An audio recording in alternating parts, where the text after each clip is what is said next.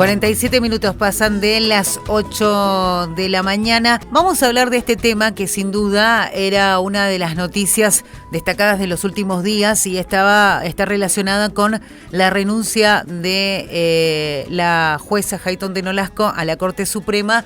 Se hablaba obviamente de lo que significa, porque a partir de esto deja de tener presencia femenina en la Corte, y de eso vamos a estar hablando sobre todo también vamos a hablar de cómo es el proceso para ocupar después esa vacante con Soledad Deza, abogada, a quien tenemos en línea. Soledad, buen día. Fernanda Oviedo, Claudia Durán, la saludan. ¿Cómo le va? Hola, ¿cómo están, chicas? Muy bien. Bueno, sin duda es un tema muy importante porque vamos a ir por el lado. Posibles reemplazantes. ¿Hay nombres que están sonando? Porque, digo, usted había escrito en Twitter, es hora de una mujer feminista en la Corte. Y muchos de alguna manera en las redes reaccionaron a esto. ¿Qué nos puede decir?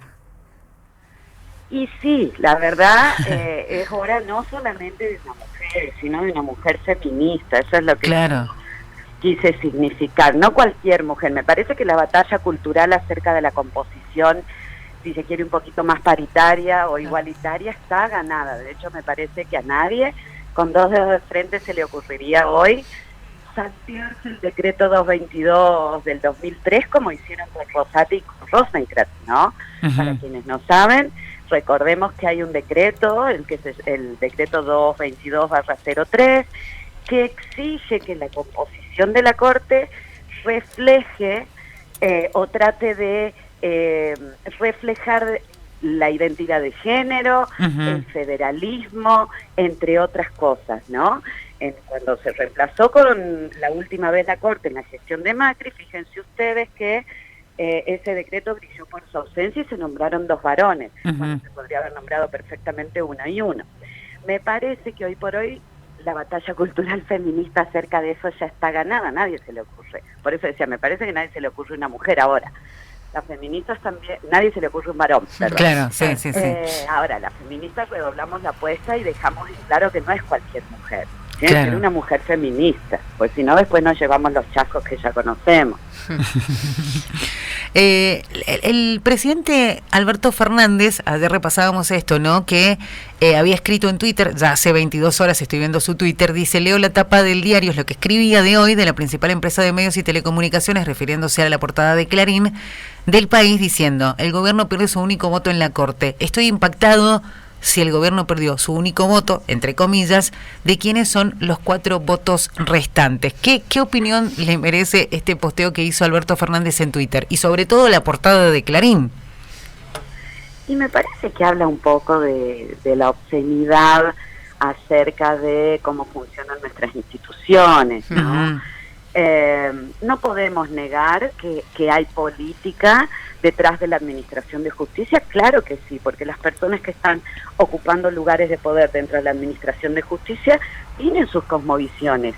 Entonces eso es inocultable. Ahora, si bien es inocultable, tampoco corresponde que tengan un accionar o vincular el accionar de sus prácticas o de sus funciones dentro del Poder Judicial a una afiliación partidaria. Me parece que eso muestra a las claras la obscenidad de algunos análisis. Qué sé yo, a mí me parece que lo que necesitamos, o por qué necesitamos una feminista en la Corte, uh-huh, y porque tienen que cambiar los tiempos de la justicia. A ver, muchas veces se perdemos de vista que los conflictos tienen detrás, los expedientes, las causas, tienen detrás conflictos reales, uh-huh, de carne y hueso, aunque esas personas no estén frente a los tribunales de forma presencial. Uh-huh. Y eso deshumaniza mucho la resolución de los conflictos. Uh-huh. Un juicio que se demora 15 años en obtener una sentencia firme es una aberración, ¿no? Porque la vida de la gente se congela, se suspende. Entonces, por un lado los tiempos y por otro lado las formas de aproximarse a los conflictos, ¿no? Sí. Necesitamos de una justicia que resuelva más de cara a la gente y no tanto de espalda las realidades que subyacen a los conflictos que llegan ahí. ¿Le podemos decir que necesitamos una justicia más humanizada? Sí, más humanizada, una justicia más solidaria, una justicia sin tanto boato, sin tanto su señoría y con más servidores y servidoras públicas. Me parece que a veces perdemos de vista que estos señores que están, digamos, que son la máxima autoridad del Poder Judicial, no dejan de ser servidores públicos. Entonces, claro. Es una tarea sumamente honrosa, muy importante, pero que no deja de ser un servicio público. Soledad, ¿cómo lees las diferentes reemplazantes o los reemplazantes que empiezan a sonar? Ninguno, yo ni los leo los. Bien, bien. Es en este caso. Bien, sí. Bien. ¿Por dónde crees que puede venir la futura reemplazante? Y bueno, y si el gobierno se va a animar o a quién se va a animar a presentar, ¿no? Para que después pueda ser electa. Yo la verdad que desconozco, no sé quién, no sé qué estará en la cabeza del presidente, ¿no? Que es quien tiene la potestad de hacer esa designación. Lo que sí me parece es que hay muchísimas feministas que están en condiciones y en distintos ámbitos del derecho, en el derecho administrativo, en el derecho penal, en el derecho civil, en el derecho constitucional. Pero reitero, lo importante es que sea feminista, no que corte, copie y pegue la CEDAW en un par de papers o en un par de sentencias si viene del Poder Judicial. Reitero, es un posicionamiento político el feminismo, claro, ¿no? Sí, no se trata del jarabe de pico, de la boca para afuera, digo, 2 citas de Simón de Beauvoir y después resuelvo como si fuera un machirulo cualquiera. Eso no, a eso me refiero. No suma. Creo que hay muchas que están en condiciones. Claro, ese feminismo de cómo sí, me parece que no. Creo que hay muchas en condiciones. Sí. Y a mí lo que me deja tranquila es que, bueno, el presidente también tiene dentro de su equipo feministas, ¿no? Vilma Ibarra es una feminista, entonces me parece que, por ejemplo, una Angélica Gelli, por mejor constitucionalista que le pueda parecer a mucha gente, de ninguna forma reúne las condiciones ni de defensora de los derechos humanos, que dice el decreto 222, sí, ni una representación en términos de género que no sea exclusivamente biológica, que creo que no es lo que eso buscamos, ¿no? Claro. Es lo que eso busca la ley. Digo María Angélica Gelli porque es alguien, por ejemplo, que en el debate de la legalización del aborto se ha referenciado públicamente en contra de la igualdad de género, entonces no podría. De la misma forma que aunque sea del interior, por decir una Liliana Negre de Alonso, que es abogada, tampoco podría, porque ha sido una activista visible en contra del matrimonio igualitario, claro, de la igualdad de género, entonces no es cualquier mujer. No, a eso insisto. Soledad, ahí por cercanía, porque estamos nosotras en Mendoza, me viene a la cabeza Aida Kemelmacher de Carlucci, que podía sonar también. Sí. ¿Cómo? Lo que ocurre es que no sé la edad de Aida, claro, yo admiro muchísimo a Aida Kemelmacher de Carlucci, ¿quién no? Tanto compromiso, tanta construcción colectiva, tanta humildad para transmitir ese conocimiento. Ahora, no sé si da la edad, ¿no? Claro. Eso es otro tema, porque hay requisitos también que hay que cumplir, formales, ¿no? Pero sin duda Aida, sí, claro que sería una candidata excelente. Bueno, veremos cómo se van barajando los nombres. Soledad, usted hacía referencia recién a muchos temas que me parece que son buenos y que acá incluso en la justicia de la provincia de Mendoza se han planteado. Y bueno, en la provincia también se habla de que en ciertos cambios que se han dado en el ámbito judicial incluso marcan la diferencia a nivel nacional. Evidentemente los desafíos de la justicia son grandes, y usted hablaba y es una realidad, de los tiempos de la justicia. Digo, son los grandes desafíos que se vienen, esto de instaurar cambios que la sociedad necesita para sentir que la justicia llega plenamente y que realmente hace gala del nombre.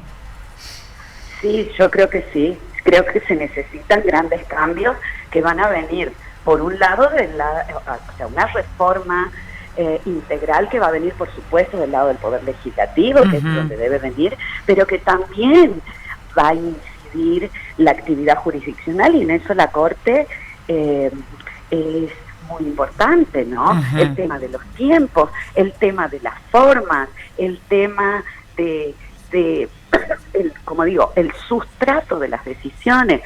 Muchas veces aplicar mecánicamente normas no necesariamente nos conduce a un lugar de mayor justicia, ¿no? Claro. Hay que ver cuál es el sustrato del conflicto que está por debajo. Entonces, me parece que sí, es parte de lo que necesitamos, una justicia más cercana, una justicia menos pomposa, y menos castigadora y más administradora de conflictos, me parece. ¿Te puedo sacar un poquito de este tema, Soledad? Porque se me viene a la cabeza, hace un ratito estuvimos hablando de la causa de Mavis Álvarez, que ha denunciado a Maradona. Escuchamos ayer o antes de ayer a Brancatelli con dichos, no sé si los escuchaste, pero la verdad es que da mucha bronca, ¿no? Qué tremendo. Sí, y en eso preguntarte, ¿no? ¿Cómo la justicia frente a ciertas figuras, digo, si podemos tener la seguridad que aún frente a esas figuras va a actuar, ¿no? Y a ver, la justicia actúa en el caso concreto. Por un lado, lo de Brancatelli, bueno, no tiene razón de ser. Me parece que también vivimos un momento donde ese tipo de discursos no tienen cabida. Y me parece que es muy bueno cuando la reacción es uniforme y hay un denominador común en el rechazo, independientemente del posicionamiento político, porque en ese sentido me parece que no ha habido muchas dudas acerca del error de su comentario. Luego, la justicia actúa según el caso concreto. ¿Y qué es lo que debiéramos esperar? Debiéramos esperar una justicia que falle de forma, que falle de acuerdo al conflicto. Eso es lo que sin hipocresías, ¿no? Sin hipocresías, que no tenga prebendas respecto de nadie, una justicia que no le pertenezca a los poderosos, una justicia que no se ensañe con quienes menos tienen, una justicia que esté atenta a las vulnerabilidades y a las desigualdades para corregirlas, no para profundizarlas y revictimizar. Me parece que eso es lo que queremos, ¿no? Yo creo que queremos más sentido común, ¿no? Ningún elefante blanco. Me parece que queremos una justicia con mayor sentido común. A eso aspiramos, me parece. Sin duda. Yo quería antes de cortar, ¿no? Esto de pensar que Brancatelli decía, bueno, que firme un documento para decir que no quiere ninguna intenciones económicas. Digo, es la forma de la justicia de resarcirlo. Hablábamos recién con Claudia. Es la forma. ¿Por qué habría que ir hacia otro lado, no? Pero además la reparación es parte de la justicia restaurativa. Claro. Yo que me identifico como una abogada feminista no punitivista, allá de que la cárcel en este caso, si fuera culpable, sería imposible, la reparación es parte de lo que debieran hacer. Es la manera. Cualquier víctima. Entonces, me parece que vincular el tema con lo económico no tiene que ver con analizar un aprovechamiento patrimonial indebido, sino que tiene que ver con desacreditar a una víctima, que es parte de los discursos misóginos. Creo que ni siquiera es tan sofisticado, creo que es una forma de desacreditar los testimonios, desacreditar el relato. Bien.